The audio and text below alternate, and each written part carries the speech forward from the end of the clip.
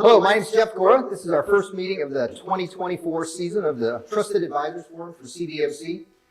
This is our first teaching lesson of the year, and I had to figure out what I wanted to do to present to you guys a message that we can all use in 2024 as we go into the marketplace to do our jobs. I could do a biblical lesson, but that's what you get on Sundays. I could do some lesson about business, but that's what you get with your chambers of commerce and LinkedIn. So I said, how can I possibly cross over so that we can have a takeaway when we're done that's useful, as opposed to one or the other. So I'm trying to walk that line in between the Chamber of Commerce and the Chamber of God, the house of God, right? So here we go. So I'm going to start by doing some overlap in another course I'm teaching, and I'm going to talk about the geometry of the Bible, or the mathematics of the Bible, and then I'm going to fast forward to some real-life lessons that I got from a website that talked about why people don't like Christianity.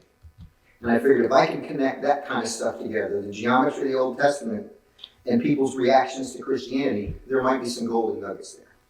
So on the screen here, I'm walking away so you have to edit. I have a picture. Anybody want to describe that picture? Moses part of the Red Sea. It is. We can say Moses parted the Red Sea. But if we get deeper into it, who really parted the Red Sea? God. Yeah, and how did he do that? Y'all want somebody to tell the story real quick? The nostril of his breath parted the sea. So the Israelites were coming out of Egypt after being in captivity for 400 years. You gotta have tax. It's 4:30. Actually, it's 4:30. They even had tax back then. You got a shipping. And so there was over 1 million people who were leaving Egypt, and they were crossing over the Red Sea, and behind them was Ramses and the Egyptian army at their back, and in front of them was the Red Sea. So Moses prayed to God, and God opened up the Red Sea, and he told them, he was like, look at your oppressors, you'll see them no more. And the Bible says they crossed over the Red Sea on dry ground.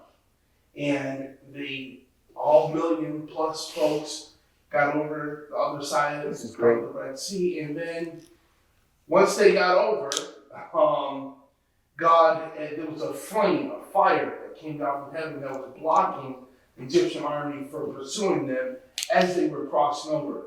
Once everyone crossed over, that flame dissipated, and the Egyptian armies then followed and tried to go through the Red Sea. And while they were in the midst of the Red Sea, that's when God closed the Red Sea, and all the Egyptian army was drowned. You've been trained in this stuff or something? No. That was fantastic. Have you seen the documentary where they've literally found those chariot wheels? Yep. Yeah. Yes, sir. There's a documentary. What's interesting is that, it's a time compression thing. Everybody thinks it happened like within a week or so of, Moses taking them out. There are over 1 million people moving. I mean, you can't get 70,000 people into Panther Stadium in an hour. Right. And it's interesting because That's a good point. Weeks, probably months. I mean, it probably took them maybe a month just to get from where they were in Egypt to the Red Sea. Wasn't there 2 million people? I always thought there was 2 million. He could have divided by two. Cheaper on the shipping. Yeah. I don't know the numbers. That's what I was counting on you guys to do that. But I want you to look at this picture, and we're going to backtrack into God's Word. We're going to superimpose chemistry on top of that, and then we're going to take it to the next spot. So if you look at, you have Moses. What's on his left? The sea. Well, I'm just going to call it water. What's on his right? Water. Right. Bo, can you figure out where I'm going already? Yes. Yeah, you guys can. And what's in the middle? Dry ground. It is, but what created the dry ground? He said nostril, actually wasn't it? It was the Wind. hand of God. God told Moses to stretch out his hand, and it spread across. So it was the hand of God. So we have water, and the hand of God. So prior to anything with the Exodus, there was Jews in Egypt. And on the sides of the pyramids, we find the word water written out there as a graffiti. As I told these guys in the Hebrew class, there are places on the pyramids written in ancient Hebrew that says John was here. Like you would under any underpass in the United States of America. Graffiti has not been an invention of anybody that you guys have ever met. So if I look at the word for water in Hebrew, it's the word mayim. That's the word for water.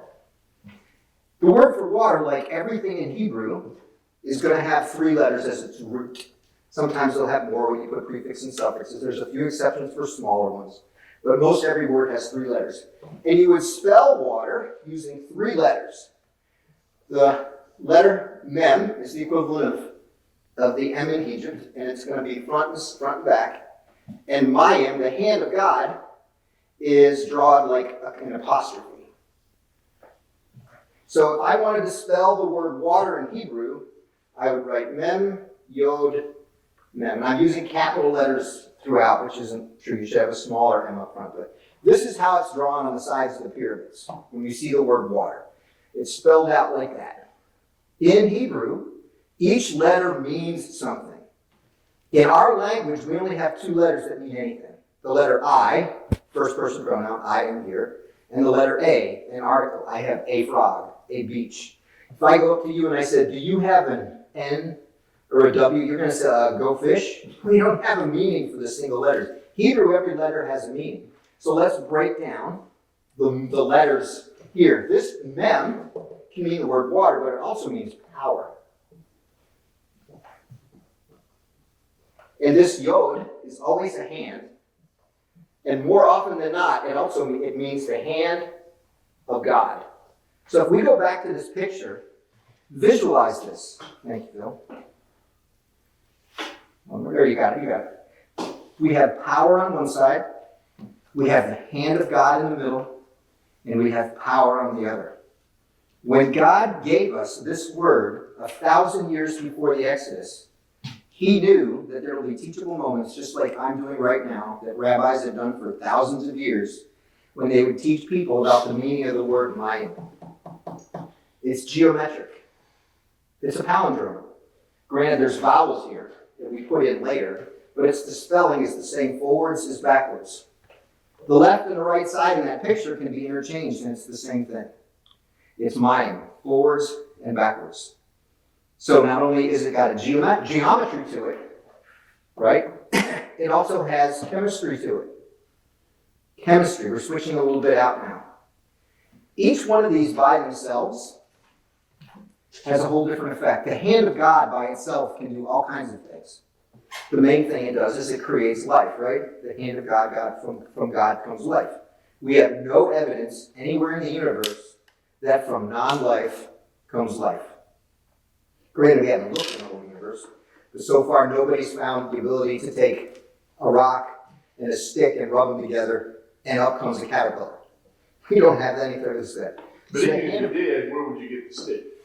There you go, good point. So a rock and earth dust or something. Well, then where's do you get the earth? Yeah, exactly. 2 rocks. Right, yeah, where the rock comes from. The power on each side of it is amazing. I mean, we all hear every year of what happens with tidal waves, tumultuous downpours, hurricanes. Those are well named, by the way. They'd be poorly named if they called it a hurricane.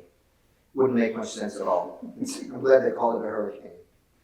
So each of those on their own has a whole different impact. I know it's being recorded, right? So let's take the symbol for water and compare it to the spelling for water from 5,000 years before. So for those of you who are chemists, what's the formula for water? H2O. All right, so I'd write it out like this, but if it's drawn molecularly, there's an oxygen in the middle, and it's bonded covalently to 2 hydrogens.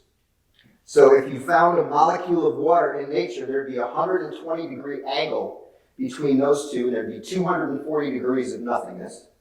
And the hydrogens would be hanging out on those angles, just for perspective's sake. Now let's tear apart water, just like we tore apart mayim, the word.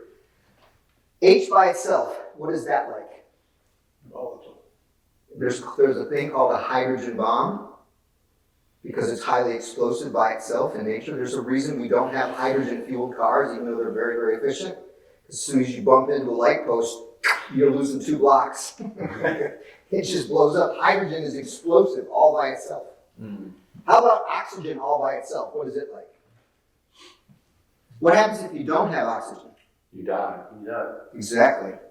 But it's highly explosive as well. It can be. It's oxidative is what we would call It's it. 100% oxygen, that's what. It's explosive, but it requires a helper. Right. Whereas these other guys, they just go boom, whether you're in outer space or on a planet or stuff like that. So oxygen is critical for life, just like the hand of God. So there's a geometric pattern.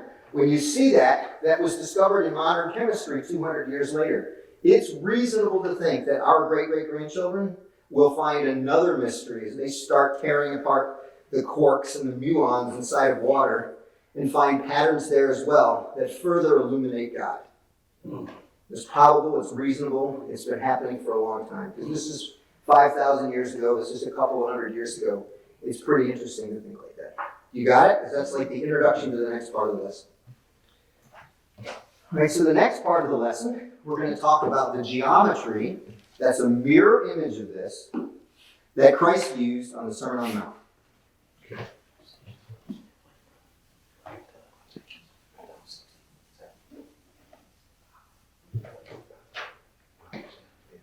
You can talk out loud. Who knows how to edit?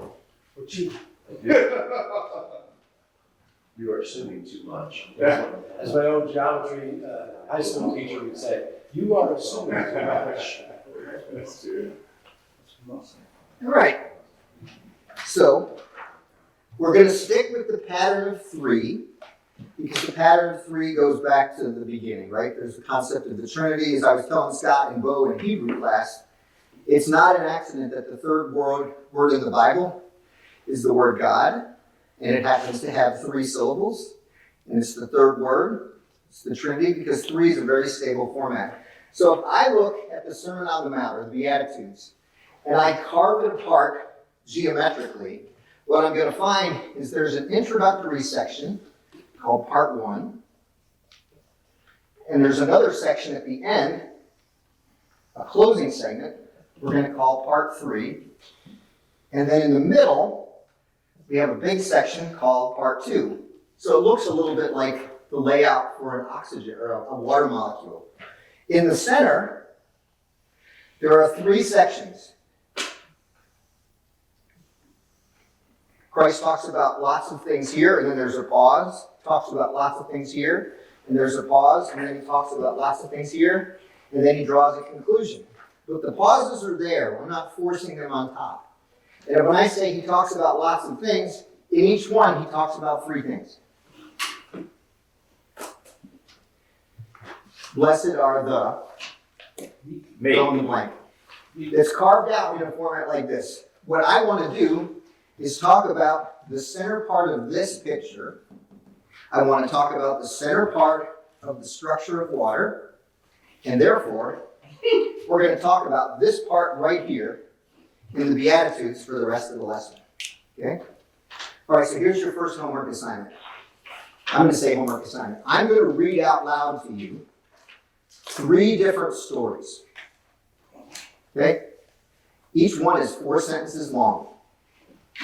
Your job, and I'm going to read this out loud, the directions to get it just exactly purpose.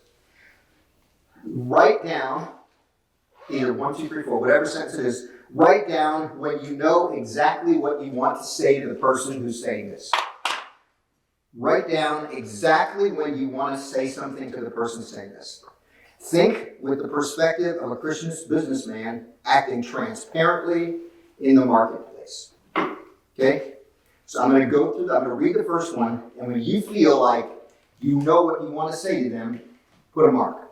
Say, I knew what I wanted to say in sentence 1, sentence 2, sentence 3, sentence 4. Just tell me. Here's the first one. I'll call off the sentences with my hand. I'll show you the sentences with my hand. Exercise 1. Here it is. Ready? It is good for a woman that Biden is currently leading in the polls. Sentence 2. He empowers women to live a life that is full and like that of a man. Sentence 3. Unfortunately, the Supreme Court took away their freedom. And number 4, as a nation, we deserve to fight for our women. Write down where you knew your answer, or where you knew what you wanted to say. I'll do it one more time. Hey, Bill.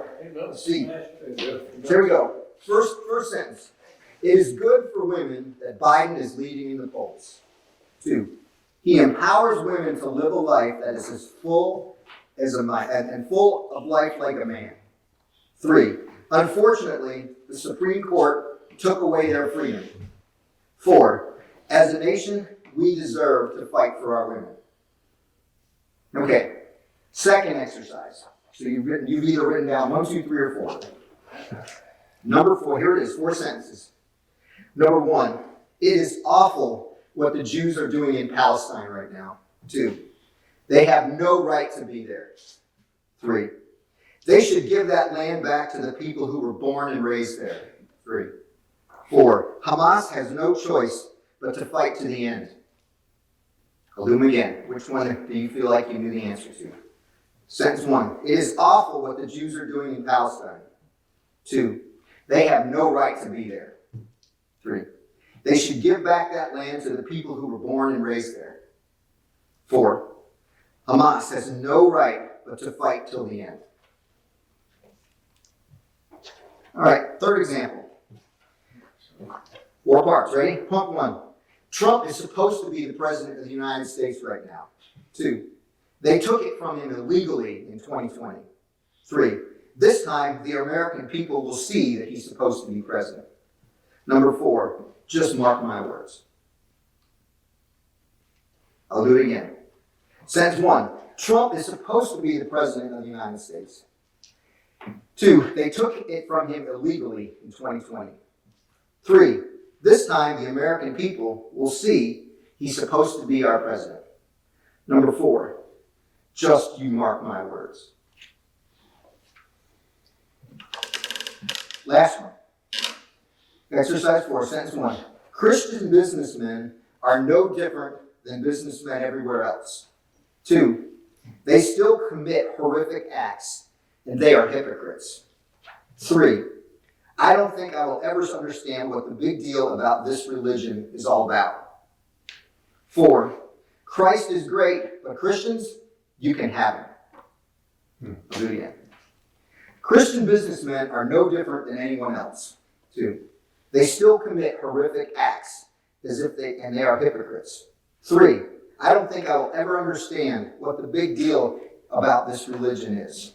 4, Christ is great, but Christians, you can have it. So here's your copy. So they're right or wrong answers. No, I just wanted to know when you had your answer. What if you wouldn't say anything? Hmm? Like, what if you wouldn't say No, I'm saying the start of the exercise is you're a Christian businessman in a marketplace, Right. and this conversation happens. Mm-hmm. This is what you hear. These 4 sentences hit your ear. Mm-hmm. What's your response? Like, I guess, You're going first, I guess. oh, No, good. Go ahead. I guess as you're talking about that, the one said, I can't see myself applying to any of that. That's fair. I don't know, maybe it's just a circle of people around, Anybody else? Anybody have a moment when they said they knew what they wanted to say? Okay. Go ahead. And each thought, I had a spark of what I wanted to say. But then I told myself I need to find out where this goes. And so I'm going to listen to the rest of it. So that was my thinking process through the whole thing. So it was after the 4th one on each one of them that I said, I need to address this whole thing. And if I had gotten this in an email, which often I do, I would have broken it. You're on some interesting email lists. Yeah, well, that's when you're talking to somebody who's going to buy a business, they ask questions. And so you wait till the end and you see where their mind is, and then you answer each one of them based on the whole ideology. So that each person in these 4 conversations had a specific ideology that they believed to be flawless. And each one of them were not the truth, necessarily. So Yeah. So when you use the word necessarily, because that's got, the word itself is an indicative that it's hardcore parameters. Necessarily is like 2 plus 4 is necessarily That's 4. right. You're right. But you use it in somewhat apologetic tone. Fair enough. So one of the things that our whole society is creating, even in someone is, like me, that believes there is a specific, only one truth. And when I was in the tax industry, I would tell my customers, there's only one correct tax return. And you might get 10 different versions, but there's only one correct version. And that's the same way with truth. Is life sacred? There's only one truth for that. And this ideology argues with that. Scott, your theology is very well developed in my personal opinion. I like it a lot. Right. Scott, what do you got? Well, kind of like what Scott was saying, it seemed like somebody was kind of pushing a certain agenda, The teacher, actually. to those questions. I think it was exercise about the whole thing about the Jews, immediately when you said they have no choice but to fight, I thought, well, they attacked Israel first. So you pulled out and went, What you saying, so you attacked them in their homeland, and now they're just retaliating, but you're trying to say that they're trying to paint, we know who's doing this, Right. paint Israel as the, perpetrator. So for you guys who are watching third party, tell me how he responded. He had a choice of body language and verbal language. How did he choose to express his rebuttal? You need to listen to this because you're about to learn about you. How did he do it? I wasn't watching him either. More hands than words. Okay. You're about as Italian as you can possibly get. Okay. You would have made a great third base coach. I didn't even realize that's used by him. The line, what John said, look, he's agreeing with me. You were just like this, and Wow. it's like it was way. Well, that's a great way to communicate, by the way. No. So I said you're going to learn about you in this process. Yeah. I didn't realize that used by him. Now, I didn't realize. That's fantastic. That must be one of the 4 paintings. Right. Yeah. Phil, what about you when you were listening to my So, Virulent I've been, comments. in the past few weeks, I've been working in Proverbs. And Proverbs, I got 26, 4, and 5. Answer not a fool according to his folly, lest you be like him yourself. Answer a fool according to his folly, lest he be wise in his own words. And going through this stuff, I had the first one 3, and sentence 3. I had 4, but then I said, 3 is talking about the Supreme Court took away their freedom, and it's like no, that prompt enough of no, that probably is like understand that the Supreme Court only issues opinions. Those are their opinions. It says right on there, it's an opinion. And, they've thrown it back to the states to be law. So how did Felix choose to express his communication back to me of his rebuttal? Tell Phil how I do my hands a lot. how did you use your words? You went back to what you consider as truth and gave evidence to The the source. But how did he, when he said the word opinion, how did he present that word? Because his whole argument was based on one word. It's their opinion. They didn't take anything away from them. He used the dramatic pause. Okay. Opinion. Very good. 3. I agree. 4. The most powerful weapon. Dead air causes a man to think way more than words ever will. Brilliant. Really good. That's a sales tactic that you cannot put a value on either. And that was a good biblical reference too. That was the biblical reference to what you would argue. So, Bill, you came in late. Did you find a spot where you just knew you had an opinion and you were not listening? Well, every one of these scenarios is a one-sided, opinionated view. Count on it. And there's a little bit of truth in each one. There's a whole lot of truth in the opposite side. So, that's where I came down. I wasn't sure exactly what the exercise was, but Sure. Yeah. that was my observation, was that you know, taking a one-sided position on each one of these issues and presented that. So how did Bill choose to address this issue? Because he used another tactic that we all find ourselves using. No matter what he tried to find a common ground to start. Okay, There was a little bit, of truth. but for the most part, they were full of hoo-ha, right?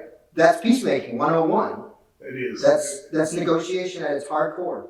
That's exactly. That is a life skill that will keep you away from lawyers. And also keeping an even timbre in his voice. That's right. That's confidence. And when you looked around, you gave away that you were thinking because your head was moving. Some people look like Scott when he's talking to me about an issue. He'll look down, but only for a second. Then he's right back at me.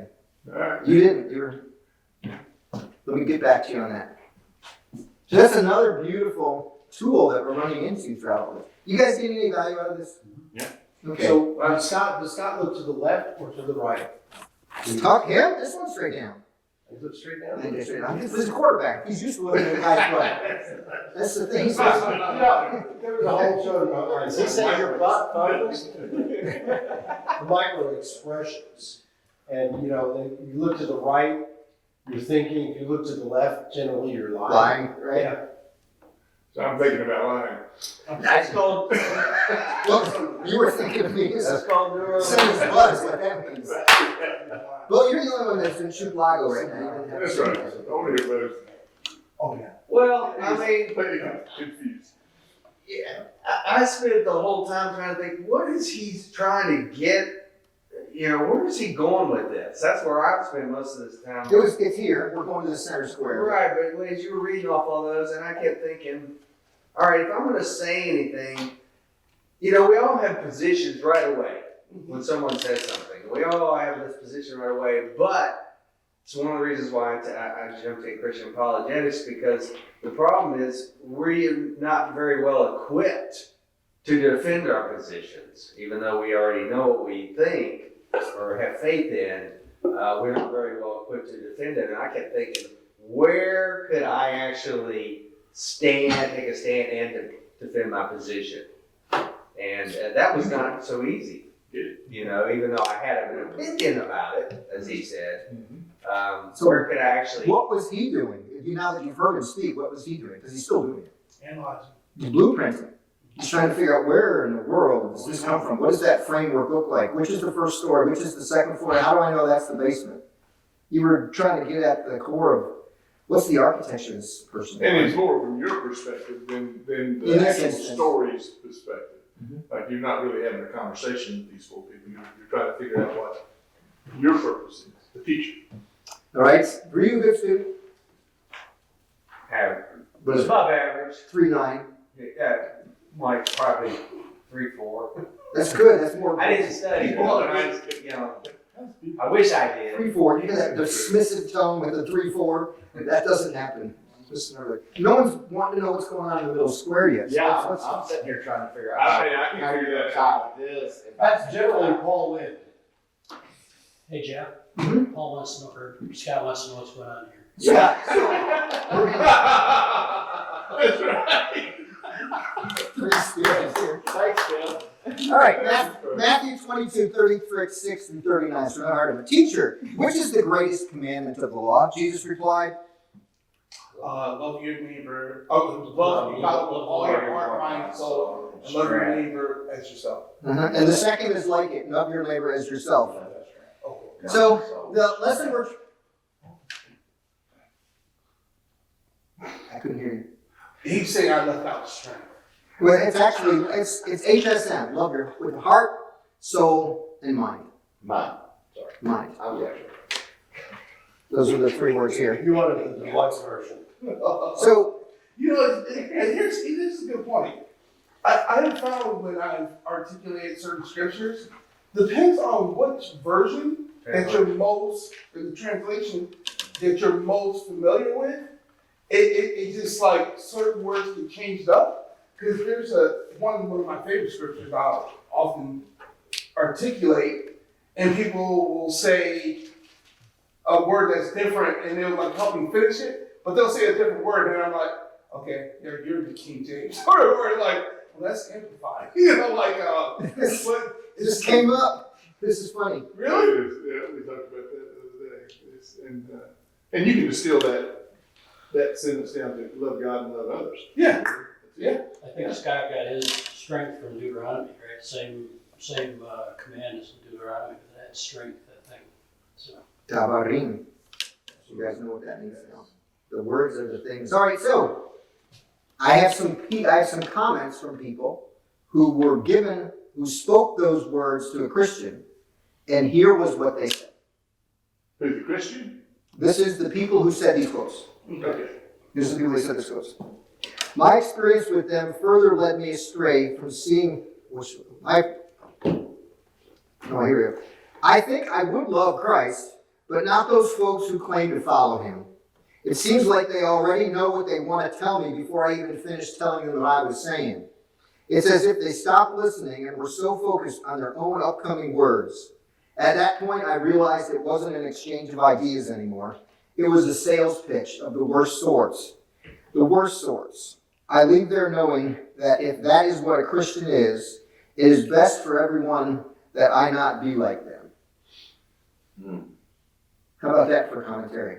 So, my challenge to you, based on the marketplace you're going into, on that center square that says, love others as yourself, what should have been your response to those comments?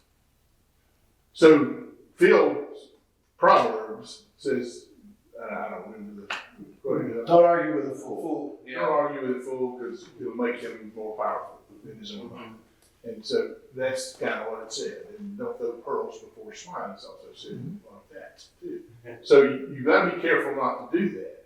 Sounds like the answer from the Christian that they spoke to was, that's not what the Bible says. The Bible says that all life is created equal and is sacred. And you can't, a woman doesn't have the right to kill an unborn baby.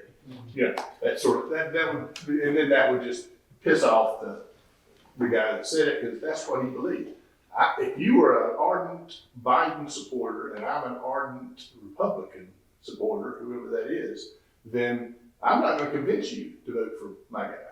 And you're not going to convince me to vote for your guy. So you got to keep that in the back of your mind when you hear statements like this, that they're way over here and I'm not going to convince them differently by quoting some Bible verse. I think Bill did it perfectly, and you got to find common ground. You got to say, you know what? There's some truth in what you say, but there's also the other side of the coin, and there's some truth there too. I think your best response is tell me why. Okay. You know, tell me why where you're coming from. So I'm going to call that, go ahead, Bill. That's what Jesus did. Amen. Jesus didn't give Yes, sir. answers, he asked questions. He asked questions. What do you think about that? So the response that we're going to call these I'm going to call this the B response, right? The A response is to prove to them that you were listening. Oh yeah. All right. And the way you do that is you tell them what they just told you. Your statement. So Well done. So women are worse off because of Biden? So, I mean, women are worse off because of the Supreme Court, right? so what you're saying You see that? Go ahead. that women are not equal because of the Supreme Court, and that's what I heard you say. Change it to a question. Did I hear this right? Yeah. Finish it. Right. So in counseling, and I don't know if you guys know I have a counseling background, we are taught to hear a statement and regurgitate it back to them and say, so did I hear you say blah, blah, blah? And here's what's very interesting about it. You're getting them to clarify their position even more. So this way, if I'm talking to somebody who's doing a session with me, and they said, you know, my parents were very abusive. They never gave me food, at night. In fact, I died 8 years ago. Exactly. And so if I'm hearing correct, their parents didn't feed you the way you wanted to be fed, and as a result, you thought they were not good to you. Oh yeah, that's what I'm saying. Or tell me a little bit more about that. It's just the way to pull information out of them and get them talking more, and they'll give you more of what they're thinking. So the temptation when you do this is to make it a weapon. Yes. The temptation is you're going to take what they said and weaponize it It's a competition. to build. One of the things I just heard recently is that when you do feedback what you heard, that you feed it back as close to what they said as possible, so that they don't think you're trying to control the feedback. In terms of, when I clarify, I'm clarifying it for me, not for you, right? Well, that's an interesting little caveat. Yeah, Ben Shapiro is a very strong debater, that's a Jewish debater, and he absolutely uses what you say as a source of sandpaper. Yes, he does. And he does it with an attitude and a tone that truly segregates him from the people he's trying to convince. The people who already believe him are solidified. The people he's trying to win over hate him. Here's what you said. And he says it in kind of a static. So the activity, and I'm going to give you an activity, I want you to get better at this, is I intentionally gave you printouts of 4. I'd like to have everybody pair up in 2, and one of you say this very thing that's there, and the other person say it back to them in a loving tone. Give us an example. Scott, do the first one with me. Okay. It is good for women that Biden is leading in the polls. He empowers women to live a life that is full and like that of man. Stop there. So, you're saying it's good for Biden to be winning in the polls right now. Is that what you said? Mm-hmm. See that submissive question I asked at the end? Let me show you the wrong way.